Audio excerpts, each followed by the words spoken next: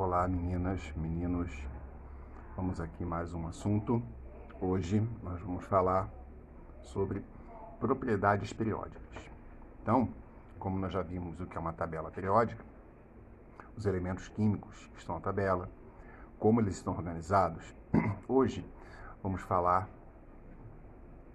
de algumas propriedades que se referem a grupos de elementos dentro da tabela periódica. Então, a gente diz o seguinte, que os elementos químicos, eles têm várias características, várias propriedades, algumas químicas, outras físicas. Hoje, nós vamos falar de propriedades químicas dos elementos, como é o comportamento desses elementos com relação a determinadas características que eles apresentam. Então, a gente começa a falar de algumas dessas propriedades, né? Vamos falar então do raio atômico. Lembrando, né, o raio é uma medida, que a gente vai ter desde a parte mais interna, do centro do núcleo, até a parte mais externa, a última camada da eletrosfera. A gente vai falar de energia de ionização, energia necessária para que um átomo se torne um íon, eletronegatividade, eletropositividade e eletroafinidade, são características relacionadas a ganho ou perda de elétrons. Então, a gente começa com o raio atômico. E como uma definição mais clássica, a gente fala que é metade da distância entre os núcleos de dois átomos. Mas a gente pode pensar também, é a distância entre a parte mais central de um núcleo e a última camada da eletrosfera. E o comportamento que a gente vai observar de variação de raio atômico tem a ver com a quantidade de camadas de eletrosfera, lembra que pode ter de 1 a 7, e o número de elétrons na última camada.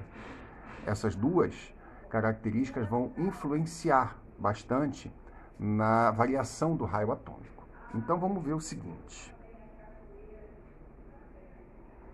Observando a tabela, né, e depois a gente observa novamente, a gente lembra da tabela, a gente vai dizer o seguinte. O elemento que tem o maior raio atômico é o que está na última linha, né, na sétima linha e na primeira coluna. Esse é o elemento de maior raio atômico. Lembrando, esse elemento tem 7 camadas de elétrons e na última camada tem somente um elétron. E o elemento que tem o menor raio atômico é o que está na última coluna e na primeira linha, né? Na 18ª coluna e na primeira linha. Lembrando que esse elemento só tem uma camada de elétrons, só uma, e tem 2 elétrons na sua última camada. Então, o menor raio atômico, né? O menor raio atômico é o do elemento lá de cima. O maior raio atômico, que tem mais um comprimento maior, é o que está na última linha, na primeira coluna. A energia de ionização, como o nome diz, né, é a força, é a energia necessária para tirar um elétron de um átomo, tornando-se um íon. Para que a gente consiga retirar esse elétron, a gente precisa fornecer energia. Quando a gente fornece energia para o átomo, os elétrons vão ficando cada vez mais energizados, e essa energização dos elétrons faz com que eles tentem sair. E quando eles conseguem sair do elétron, conseguem fugir, esse elétron consegue fugir do átomo, a gente diz que o átomo torna-se um íon, por isso energia de ionização. Quanto mais longe um elétron estiver do núcleo, mais fácil é tirar esse elétron do átomo. Por quê? Porque existe uma força de atração entre os elétrons e o núcleo. Então, quanto mais próximo do núcleo os elétrons estiverem, mais forte é a força de atração, mais intensa é a força de atração. Por isso, a gente observa que a energia de ionização ela vai variar de forma contrária ao raio. Quanto menor for o raio, mais difícil é tirar o elétron. E quanto maior for o raio, mais afastados os elétrons estiverem do núcleo, mais fácil vai ser tirar. Então a gente observa que a variação acontece dessa forma. Ou seja, a maior energia de ionização é do elemento que está na última coluna, na primeira linha. É muito difícil tirar elétron desse átomo. E a menor energia de ionização é do elemento que está na última linha e na primeira coluna. Por quê? Porque nesse caso, como tem 7 camadas, os elétrons estão muito longe e como só tem um, é fácil tirar esse um elétron. A eletronegatividade é a facilidade, a tendência que um átomo tem de puxar elétrons para ele mesmo, para fazer uma ligação química. Então ele puxa elétrons. Alguns átomos têm mais facilidade do que outros de puxar elétrons para ele. Então a gente observa que a variação acompanha essa característica também.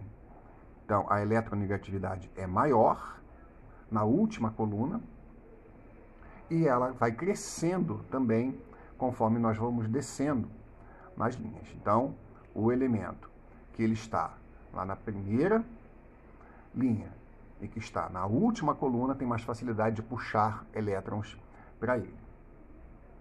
A eletropositividade já vai ser justamente o contrário. É a capacidade que o átomo tem de permitir que seus elétrons saiam. Então, isso também vai acompanhar, né? A gente também observa a variação. Quanto maior for o raio, mais fácil é que esse elétron fuja. E esse elétron fugindo, esse átomo torna-se um íon positivo, por isso o nome eletropositividade. Então, a eletropositividade é o contrário da eletronegatividade. Então, a gente vai observar, tá, aqui a eletronegatividade, fazendo essa variação, e a eletropositividade ao contrário. A eletroafinidade, vamos voltar só, pulei, está relacionado com a energia que um átomo libera, quando ele captura um elétron.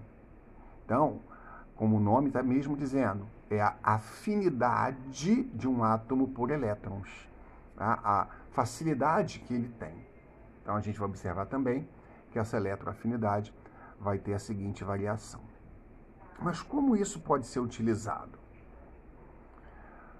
A gente vai observar o seguinte, ó, indique a ordem crescente, né, da menor para maior, de cada uma das propriedades periódicas dos átomos indicados. Primeiro, o raio atômico. Aí, ó, os seguintes átomos que serão analisados: o sódio, o alumínio e o fósforo. Então, a gente observa o seguinte, a posição deles na tabela periódica.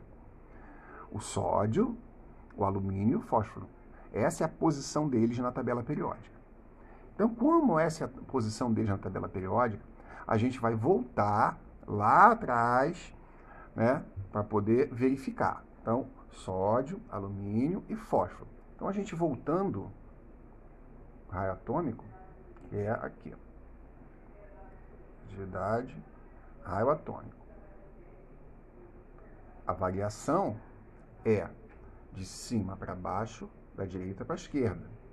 Então, quem tem o maior raio é quem está mais à esquerda. A gente volta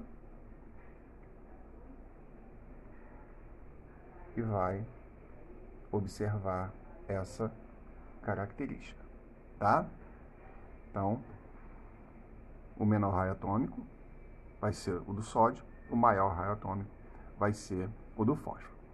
E, ao contrário, né? A gente tem aqui, tá? Maior ou menor eletronegatividade. A gente volta também, ó, flúor, bromo e astato. A gente volta lá na eletronegatividade. Então, a eletronegatividade varia da esquerda para a direita, de baixo para cima. Então, a eletronegatividade ela vai subindo. Como a gente quer o menor, a gente vai ter observando a setinha. Então, quando a gente observa a seta, a gente fala que o astato tem a menor, depois o bromo, depois o flúor. Então, isso é só olhar a variação, o sentido das setas, e a gente depois fazer a análise da tabela periódica. Assim é que isso costuma aparecer, né, questões diversas que a gente consiga fazer. Lembrando, né, que as aulas estão sempre lá no YouTube, no canal. Vocês podem entrar direto, está por título, então vocês acham com facilidade. Semana que vem voltamos com outro assunto. Lembrando sempre que nós ainda estamos passando pela pandemia, não acabou. Precisamos continuar nos cuidando. Espero que vocês estejam bem, continuem bem. Tudo de bom para vocês. Até uma próxima.